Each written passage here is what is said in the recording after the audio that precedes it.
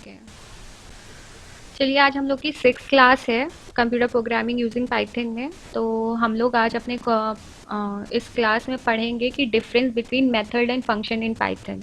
अब हम लोग को पता है कि मेथड और फंक्शन क्या होते हैं और क्या डिफरेंस है। पाइथन की जब हम बात करेंगे तो उसमें मेथड और फंक्शन में क्या डिफरेंस होते हैं, सिंटैक्स समझेंगे क्या होता है ये समझेंगे और एक एग्जाम्पल भी कंसिडर करेंगे। ठीक है, तो पहले हम लोग समझते हैं फंक्शन क्या होता है। फंक्शन हमारा क्या होता है, a function is a block of code to carry out a specific task, will contain its own scope and is called by name. All functions may contain zero argument or more than one argument on exist. A function can or cannot return one or more values. ठीक है, अब हम समझते हैं function क्या होता है। Function हमको पता है एक ब्लॉक ऑफ कोड होता है जो एक स्पेसिफिक टास्क को परफॉर्म करने के लिए लिखा जाता है, और ये क्या होता है अपने स्कोप में, मतलब अपनी जगह में ही कॉलिंग की जाती है, और इसका जो नेम होता है वो फंक्शन नेम जो भी होता है वो उसी नाम से उसकी कॉलिंग की जाती है। ठीक है, अब ये जैसे आपको बेसिक एक सिंटेक्स बता रही है कि कैसे हम फंक्शन लिखते हैं। एक हम लोग ने इसे प्रीवियस क्लास में भी हम लोगों ने एक फंक्शन यूज़ किया था, अगर आपको याद हो तो फंक्शन का जो कीवर्ड होता है मेनली वो क्या होता है, डेफ होता है। डी ई एफ हम लोग कैसे डिफाइन करते हैं, डी स्मॉल लेते हैं, डी ई एफ यूज़ करते हैं, तो ये हमारा क्या दिखाता है, ये हमारा फंक्शन का कीवर्ड होता है डेफ। फिर यहाँ पे हम लोग क्या लिखते हैं, फंक्शन नेम। अब फंक्शन नेम आपका कुछ भी हो सकता है। फंक्शन नेम जैसे आपका सम ले लीजिए, सम एस यू एम ले लीजिए, तो ये आपका फंक्शन नेम हो जाएगा। अब ब्रैकेट में क्या होता है, आपका आर्ग्यूमेंट्स होते हैं। ये जो आपको देख रहे होंगे जो कॉमन ब्रैकेट के अंदर लिखा गया है, तो आर्ग्यूमेंट होते हैं। तो यहाँ पे आर्ग्यूमेंट आपके ज़ीरो भी हो सकते हैं, मोर देन वन भी हो सकते हैं, और मतलब आप ज़ीरो आर्ग्यूमेंट मतलब कोई भी आर्ग्यूमेंट ना लीजिए या आर्ग्यूमेंट लीजिए। ठीक है, तो ये आपका बेसिकली क्या होता है, इसके अंदर हम लोग क्या लिखते हैं, फंक्शन लिखते हैं। फंक्शन बॉडी होती है, इसके अंदर हमको जो भी काम कराना होता है तो ये लिखते हैं। ठीक, अब कोई ऐसा जिसको दिक्कत हो कि फंक्शन क्या होता है, कोई ऐसा जिसको नहीं समझ में आ रहा हो फंक्शन क्या होता है, नहीं है, तो चलिए हम लोग फर्दर आगे बढ़ते हैं। अब हम बात करते हैं मेथड की। अब मेथड थोड़ा सा मतलब फंक्शन की तरह ही होता है एकदम, पर थोड़ा सा डिफरेंट होता है हमारा फंक्शन। जब हम फंक्शन और मेथड में डिफरेंशिएट करते हैं तो मेथड में क्या होता है बेसिकली हमारा, ये पहले पढ़ देती हूँ आपके लिए। A method in a Python is somewhat similar to function except it is associated with the object slash classes. Method in Python are very similar to function except for two major differences. तो जो हमारा method होता है वो similar होता है function की तरह, बस यहाँ पे क्या होता है, वहाँ जो फंक्शन होता है वो हम लोग क्या होता है, हम लोग वहाँ पे कोई ऑब्जेक्ट नहीं यूज़ करते हैं, कोई क्लास नहीं यूज़ करते हैं, खाली फंक्शन की कॉलिंग करा देते हैं। मेथड में क्या होता है कि मेथड में हम लोगों को ऑब्जेक्ट या क्लासेस यूज़ करनी पड़ती हैं। ठीक, तो यहाँ पे दो मेजर डिफरेंसेस हैं मेथड की फंक्शंस के, फंक्शन को रिलेट करके। तो पहला है the method is implicitly use for an object for which it is called. मतलब यहाँ पे क्या है, जो हम लोग की क्लास होगी उसमें जो हम लोग अपना ऑब्जेक्ट यूज़ करेंगे उसी में हमारा क्या होता है, मेथड की कॉलिंग कराई जाती है। नेक्स्ट पॉइंट क्या है, the method is accessible to data that is contained within the class. और क्या होता है, मेथड हमारा जो हमारा डेटा डिफाइन किया जाएगा उस क्लास के अंदर वही डेटा एक्सेसिबल होता है। ठीक, तो यहाँ पे एक जनरल मेथड सिंटेक्स का दे रखा है। कैसा, देखिए यहाँ पे अब वहाँ पे क्या कर रहे थे, डेफ यूज़ कर रहे थे और उसके बाद फंक्शन नेम यूज़ कर रहे थे। अब हम लोग ये जो फंक्शन यूज़ करेंगे वो कहाँ करेंगे, क्लास के अंदर करेंगे। तो यहाँ पे देख सकते हो क्लास, एक हमने क्लास बनाई, उसका कोई क्लास का नाम लिया, फिर उसके बाद हमने क्या बनाया, एक उसके बाद हमने डेफ फंक्शन लिया, डेफ कीवर्ड लिया, उसमें बाद हम लोग ने मेथड का नाम लिया, फिर मेथड के नाम के अंदर अब हम लोगों ने मेथड की बॉडी बनाई। ठीक, ये हम लोगों का जनरल सिंटैक्स होता है। तो बेसिकली इसमें क्या हो रहा है, हम लोग क्लास के अंदर अब हम लोग मेथड को डिफाइन करा रहे हैं। तो बेसिक डिफरेंस क्या होता है, देखिए वहाँ पे भी हमारा फंक्शन का कीवर्ड जो था वो डेफ था, यहाँ पे भी जो कीवर्ड है वो भी डेफ है। बट यहाँ पे अब हम लोगों का क्या हो रहा है, क्लास के अंदर इसको हम लोग डिफाइन करा रहे हैं, और वहाँ पे क्लास हमको बनाने या ऑब्जेक्ट बनाने की ज़रूरत नहीं थी।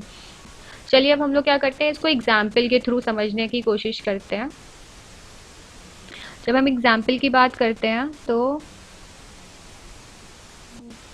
दिक्कत करता है, एक एग्जाम्पल ले लेते हैं हम लोग बेसिकली फंक्शन का। तो फंक्शन का एक एग्जांपल जैसे ये मैंने लिया है आपके लिए।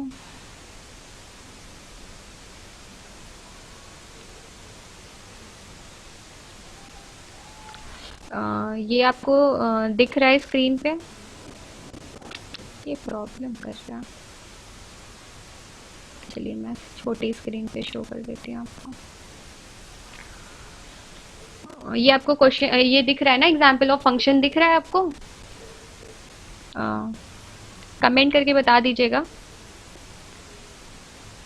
नो मैम, नो डाउट, ठीक है। हाँ, तो ये देखिए, ये फंक्शन का मैंने एक छोटा सा एग्जाम्पल ले रखा है। जैसे मैंने बताया था, हम लोग फंक्शन में डेफ यूज़ करते हैं। कीवर्ड हमारा फंक्शन का डेफ होता है, DEF, और हम लोग इसको स्मॉल में लिखते हैं, कैप्स में नहीं लिखते हैं। तो DEF हम लोग फंक्शन यूज़ किए। सम क्या है हमारा, कोई बता सकता है? आप सम SUM लिखा हुआ है, ये क्या है हमारा? कमेंट करके बताइए क्या है ये। कमेंट करके बताइए, ये जो लिखा है SUM, ये क्या है हमारा? इसको हम क्या बोलेंगे?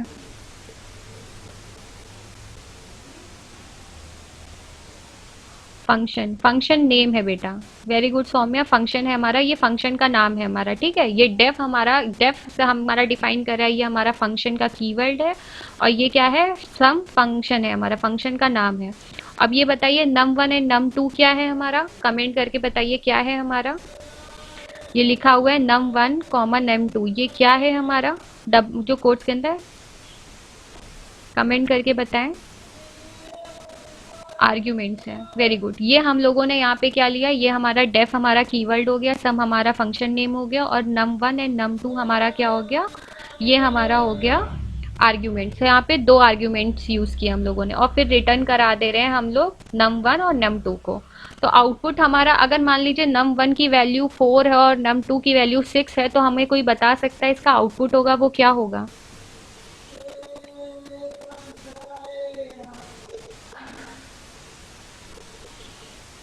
num1 की वैल्यू अगर हम 4 ले लेते हैं और num2 की वैल्यू, हाँ वेरी गुड, 10 आएगा। ठीक है, वेरी गुड बेटा। यहाँ पे अब क्या हो रहा है, ये कैसे, ये क्या है? एग्जाम्पल ऑफ फंक्शन है, ठीक है। मतलब अब जब हम कैसे पहचानेंगे कि ये हमारा फंक्शन है, तो हमारा ऑब्जेक्ट के अंदर डिफाइन नहीं होगा, खाली अलग से हमारा डिफाइन होगा, डेफ करके, फंक्शन नेम करके, आर्ग्यूमेंट्स होंगे, फिर रिटर्न कराएंगे वैल्यू। वो हम देख के पहचान लेंगे ये जो हमारा कोड है ये क्या है? फंक्शन है हमारा, ठीक। अब हम लोग नेक्स्ट की बात कर लेते हैं। नेक्स्ट एग्जाम्पल ले लेते हैं हम लोग। नेक्स्ट एग्जाम्पल में हम लोग मेथड को समझते हैं। हम एक एग्जाम्पल मेथड का ले लेते हैं, ठीक है। अब देखिए, मैंने बताया था जब हम मेथड की बात करते हैं तो जो भी हमारा ऑब्जेक्ट होता है उसको क्लास के अंदर डिफाइन कराते हैं, ठीक है। तो यहाँ पे क्लास, क्या क्लास है? क्लास ये है हमारी। क्लास का नाम क्या है? पेट है। और इसमें हमारा ये क्या? ऑब्जेक्ट है, मतलब ये एक तरीके से ऑब्जेक्ट हमारा, ठीक है। अब क्या है, हम लोग डेफ ले रहे हैं, अब हम लोग फंक्शन बना रहे हैं। फंक्शन क्या है? यहाँ पे हम लोग मेथड बना रहे हैं। मेथड क्या है हमारा? My method. और ये कैसा है? सेल्फ मेथड है हमारा, ठीक है। ये हमारा क्या है? आर्ग्यूमेंट है। ये हमारा सेल्फ जो लिखा हुआ है, ये आर्ग्यूमेंट लिखा हुआ है हमारा। अब यहाँ पे क्या है? प्रिंट ले रहे हैं। प्रिंट में हम लोग क्या करा रहे हैं? प्रिंट डबल कोट्स के अंदर आई एम अ कैट। और फिर यहाँ पे क्या कर रहे हैं? कैट को इक्वल टू करा रहे हैं पेट। पेट क्या है हमारा? क्लास है, ठीक है। यहाँ पे हमने क्या की, इस क्लास के ऑब्जेक्ट को कॉल किया। अब यहाँ पे क्या कर रहे हैं? Cat dot my method. अब यहाँ पे मेथड को कॉल कर रहे हैं, ठीक है। और फिर जब हम इसको प्रिंट कराएंगे तो आउटपुट क्या आएगा हमारा? आई एम अ कैट, ठीक। क्या हो रहा है बेसिकली, यहाँ पे क्लास के अंदर हम लोग मेथड को डिफाइन कर रहे हैं, मेथड के हम लोग प्रिंट करा रहे हैं मेथड के अंदर आई एम अ कैट, और उसके बाद यहाँ पे कॉलिंग करा रहे हैं क्लास और मेथड की, ठीक है। इसमें कोई डाउट, इस चीज को समझने में कोई डाउट? कमेंट करके बता दीजिए, ये कोड आपको समझ में आ रहा है?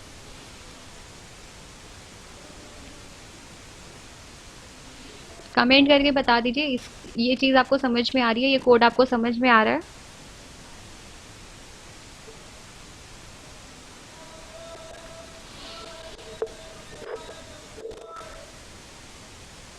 यस मैम, ठीक है, वेरी गुड बेटा। चलिए अब क्या करते हैं, इसके आगे हम लोग प्रोसीड करते हैं। अब हम लोग बात करते हैं पाइथन इंडेंटेशन की। इंडेंटेशन का मतलब समझ लीजिए पहले। पाइथन में इंडेंटेशन बहुत ही ज़्यादा इंपॉर्टेंट होती है जब हम कोडिंग लिखते हैं। जब आप कोडिंग लिखेंगे तो इसके लिए ये बताया जा रहा है क्योंकि आप जब कोडिंग लिखेंगे तो उसमें कई सारी एरर्स आने लगेंगी। और क्यों आएंगी? क्योंकि इंटेंटेशन सही नहीं होता है पाइथन में, तो एरर्स आती हैं।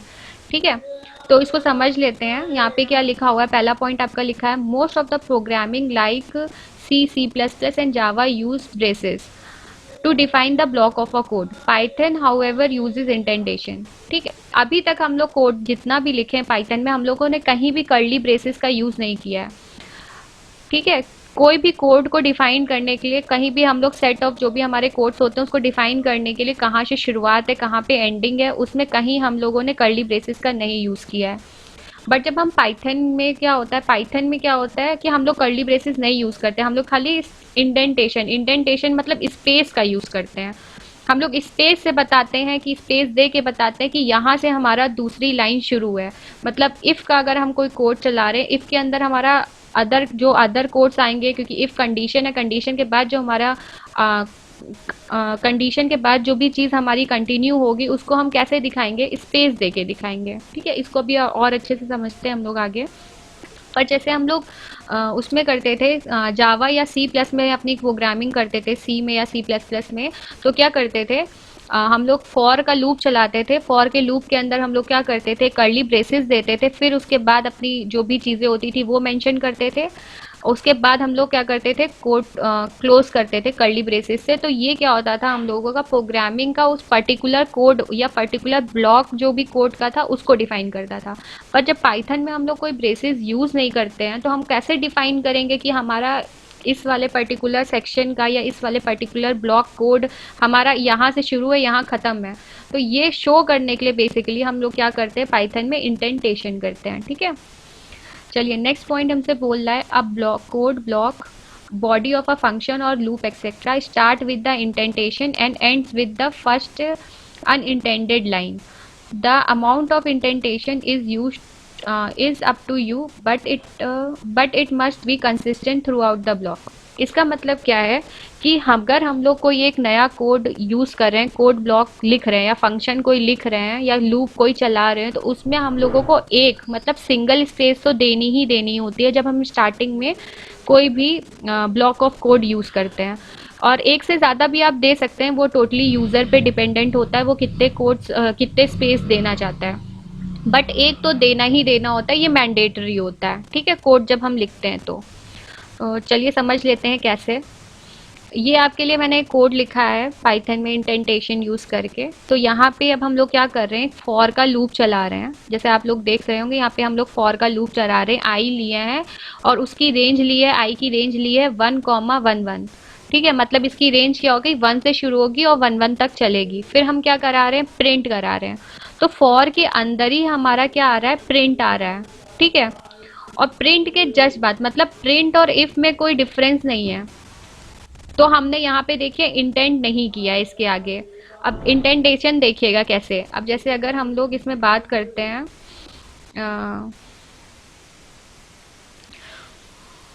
अब देखिए, अगर इसमें अगर आप लोग देख रहे होंगे, अगर मैं इस कोड को ऐसे लिखूं,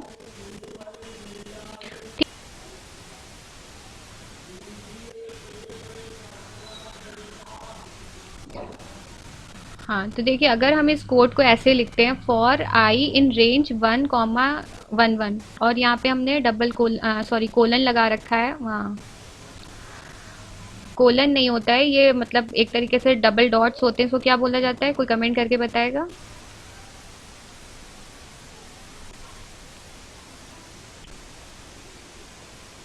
अगर हम इसको इस तरह लिखते तो क्या ये वैलिड होता? कोई बता सकता है? कमेंट करके बताइए। नो मैम, वैलिड नहीं होता। अगर हम इसको एक लाइन में लिख देते हैं ऐसे करके, अगर इसको हम लिख देते हैं तो क्या ये वैलिड नहीं होगा?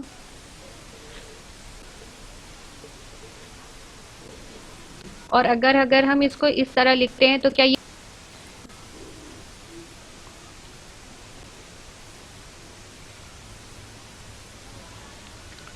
अब देख के बताइए ये कोड जो आपको दिख रहा है कि ये वैलिड है कि नहीं है?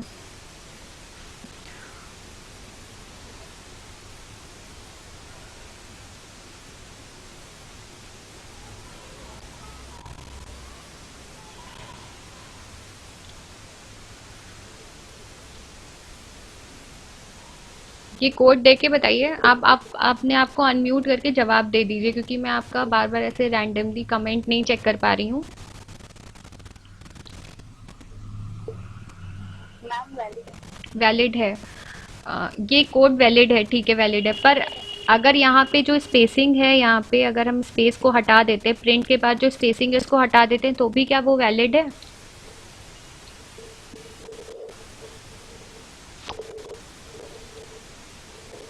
No ma'am.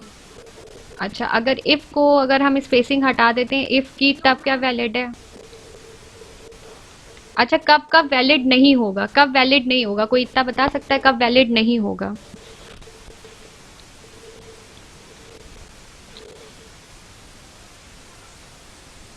अच्छा, ये कोड देख के आपको क्या लग रहा है कि फॉर के अंदर हम प्रिंट परफॉर्म कर रहे हैं, इतना समझ में आ रहा है? फॉर के अंदर हम लोग क्या कर रहे हैं, प्रिंट परफॉर्म कर रहे हैं। अगर यहीं पे अगर हमने सी का कोड लिखा होता तो हम लोग फॉर के बाद क्या लगाते हैं, अपना कर्ली ब्रेसेस लगाते हैं।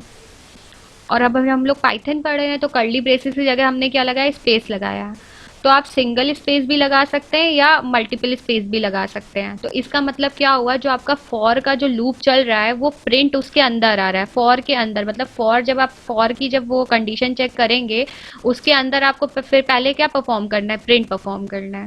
और फिर ये आपका प्रिंट खत्म हो रहा है, उसके बाद नया शुरू हो रहा है इफ कंडीशन। इफ कंडीशन के बाद आप क्या परफॉर्म कर रहे हैं, ब्रेक परफॉर्म कर रहे हैं, इफ को ब्रेक करा रहे हैं यहाँ से। ठीक है, तो यहाँ पे क्या होता है, जब हम उस लाइन के बाद नेक्स्ट की लाइन यूज कर रहे होते हैं तो सेम स्पेसिंग दे सकते हैं। मतलब प्रिंट के जस्ट नीड से हम लोग इफ यूज कर सकते हैं। अगर फॉर के बाद, या अगर फॉर के बाद प्रिंट हमने फॉर के और आगे लिखा होता तो हमारा वो क्या होता, इनवैलिड होता। ठीक है, समझ में आया? अगर प्रिंट हमारा यहाँ से ना शुरू हुए, प्रिंट हमारा फॉर से पहले से शुरू होता, वो क्या होता, हमारा इनवैलिड होता। ठीक, आ गया समझ में? और इफ के अंदर हम क्या करा रहे हैं, ब्रेक करा रहे हैं। मतलब इफ की जो कोडिंग होगी, यहाँ से आपका कर्ली ब्रेसेस शुरू होगा, यहाँ खत्म होगा। पर ये पाइथन है इसलिए हम लोग कर्ली ब्रेसेस नहीं यूज करते हैं। ठीक, तो यहाँ पे क्या लिखा है, the enforcement of indentation in Python makes the code more neat and clean. This result in Python programs that look similar and consistent. ठीक है, मतलब मेनली क्या होता है, इंडेंटेशन करने का ज़रूरत इसलिए होती है ताकि हमारा जो कोड, जो भी हम कोड लिखते हैं वो हमारा साफ सुथरा दिखे, नीट एंड क्लीन दिखे, और हमको मतलब समझ में आए कि कौन कौन सा कोड, हमारा सेट ऑफ कोड्स हमारा एक ब्लॉक में आते हैं। ठीक है, अब नेक्स्ट वाला ये एग्जाम्पल देख के बताइए इसमें से कौन सा वैलिड है, कौन सा वैलिड नहीं है। या ये बताइए दोनों वैलिड है, या ये बताइए कि दोनों वैलिड नहीं है। और जो भी है आप अपना रीजन बताइए साथ में।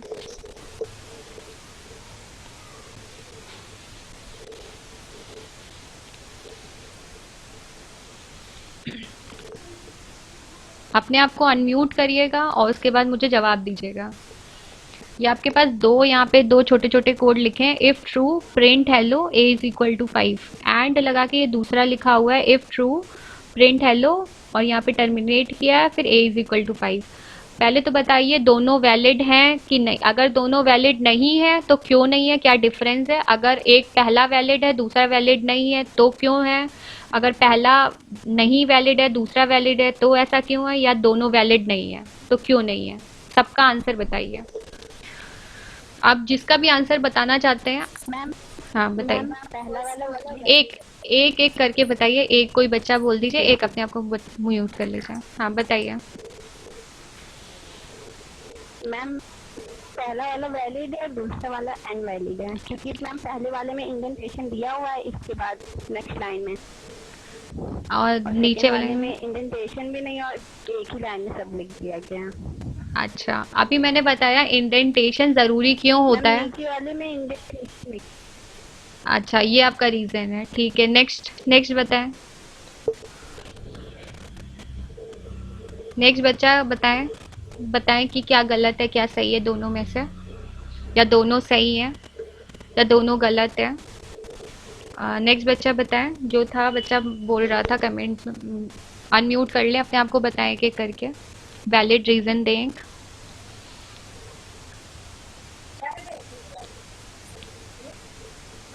मैम फर्स्ट वाला वैलिड है, हम्म, सेकंड वाला इनवैलिड है। अच्छा, क्यों है ऐसा, क्यों लग रहा है आपको? सेकंड वाला नहीं है। अच्छा, नेक्स्ट और कोई बताना चाहेगा? कमेंट करके बता दे बच्चे, जो नहीं बता पा रहे हैं वो कमेंट करके बता दे। ये लास्ट स्लाइड थी आपकी, तो आप अगर नहीं बता पा रहे हैं तो कमेंट करके बताएं। सपना सरोज कह रही है वैलिड है। कौन सा बेटा, दोनों वैलिड है कि दोनों अनवैलिड है कि एक वैलिड है? पहला दूसरा वैलिड में से कौन वैलिड है? सब कमेंट करके बताएं, मैं कमेंट देख रही हूँ आप लोगों का। जल्दी जल्दी कमेंट करके बताइए। प्रीति गौतम कह रही है पहला वाला वैलिड है, दूसरा वाला इनवैलिड है। नेक्स्ट बताएं।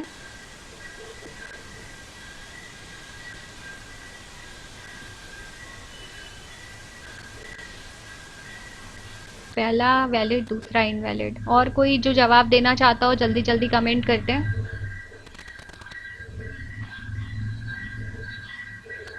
Valid, invalid. बच्चे तो काफी हैं, कमेंट्स कम आ रहे हैं।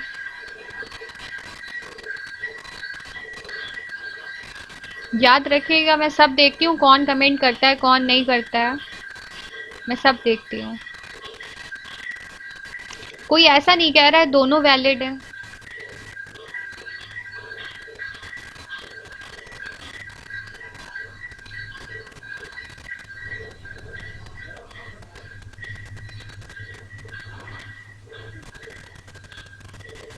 अच्छा चलिए ठीक है, अब समझते हैं, काफी लोगों का कमेंट आ गया।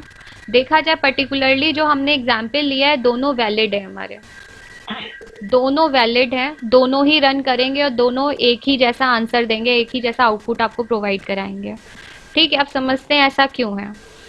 जैसे मैंने बात की थी, जब हम कोई नया, मतलब जब हम किसी एक पर्टिकुलर कोड की, जैसे हम यहाँ पे इफ हाँ समझा रहे बेटा, जब हम इफ कंडीशन की बात करते हैं, ठीक है, तो इफ कंडीशन में हम लोग बोल रहे हैं इफ ट्रू प्रिंट हेलो। तो ये आपका पूरा एक उसके अंदर आ रहा है कि नहीं, ये आपका कोड एक ही कोड का कि नहीं, एक ही कोड है कि नहीं है आपका। ये इंटेंटेशन क्या होता है, हम लोग क्या करते हैं, इफ के अंदर हमारा क्या आ रहा है, प्रिंट हेलो आ रहा है, ठीक है। और नेक्स्ट लाइन आपकी क्या बता रही है, नहीं, नेक्स्ट लाइन बता रही है, ए इज इक्वल टू 5 आपका नेक्स्ट लाइन बता रही है, ठीक है।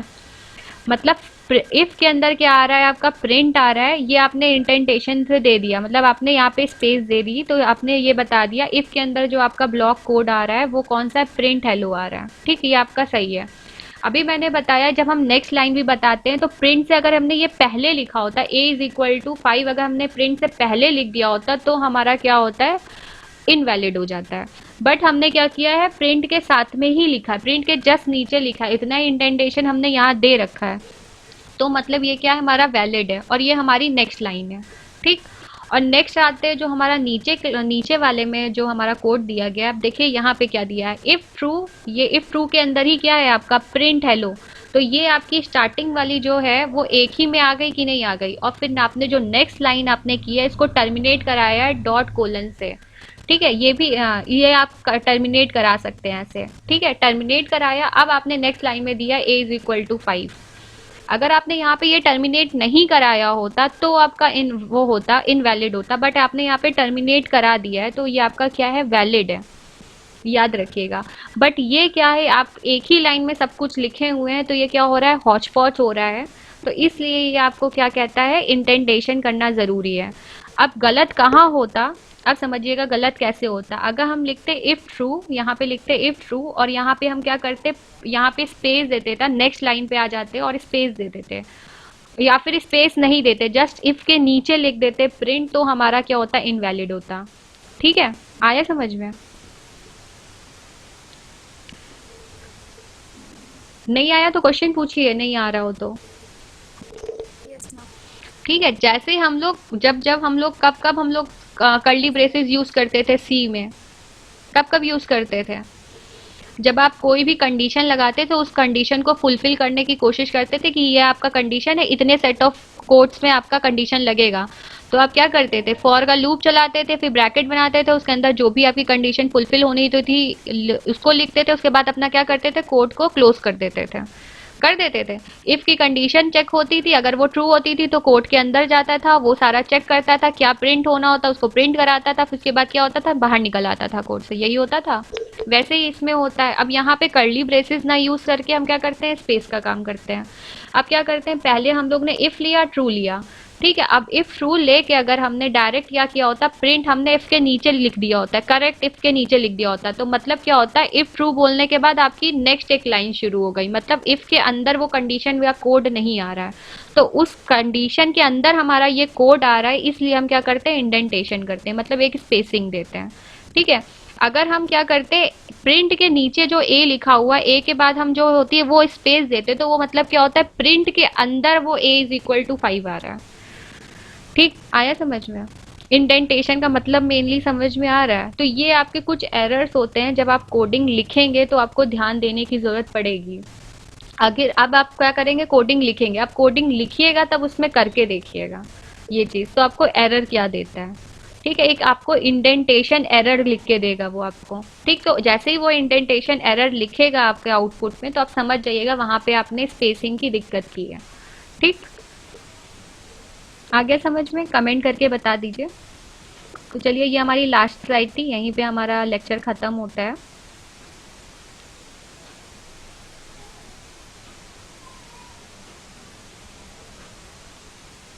तो आपका क्या होगा, तो भी आपका क्या होगा, ठीक हो गया, कोई दिक्कत? अब ये समझ जा रहा है, अगर आप यहाँ पे ए के बाद स्पेस दे ना दे सही है, क्योंकि आपकी ए इज इक्वल टू 5 आपकी एक अलग लाइन है। ठीक है, वो आपकी बाहर यूज हो सकती है, आप चाहें तो उसके अंदर भी लिख सकते हैं, और अंदर लिखते हैं ताकि वो अच्छा लगे देखने में, बस। ठीक है, और कुछ नहीं है। अब समझ में आया इंडेंटेशन का क्या दिक्कत होती है? अब अगर कोई भी कंडीशन लिखते हैं तो आपका इसी तरह एरर देगा, अगर आपने यहाँ पे कोई स्पेस नहीं दिया तो आपको वो समझ लेगा कि इफ के बाद एक नई लाइन आ रही है, प्रिंट एक नई लाइन है, तो देखिए यहाँ पे लिख देता है file string line 2 print hello indentation error, मतलब आपके लाइन 2 में आपने इंडेंटेशन एरर की है, तो मतलब वहाँ पे आप समझ जाइए, यहाँ पे आपको क्या करना है, स्पेसिंग दे देनी है। यहाँ पे इसको थोड़ा सा फिर से रिकॉर्ड कर लेते हैं। इतना समझ में आ गया कि नहीं आया? बोल के बता दीजिए। जैसे हम लोगों ने ये क्वेश्चन लिया, यहाँ पे अगर हम स्पेसिंग हटा देते हैं अपने यहाँ से, तो अब हम लोग रन कराएंगे तो हम लोग का एरर हो जाएगा। क्यों हो जाएगा, अब समझ में आ गया होगा, इंटेंटेशन एरर, क्योंकि अब ये नहीं समझ पा रहा है कि इफ के अंदर हमारी प्रिंट की कंडीशन आ रही है। जैसे ही यहाँ पे हम लोग जैसे ही हम लोग यहाँ पे अपना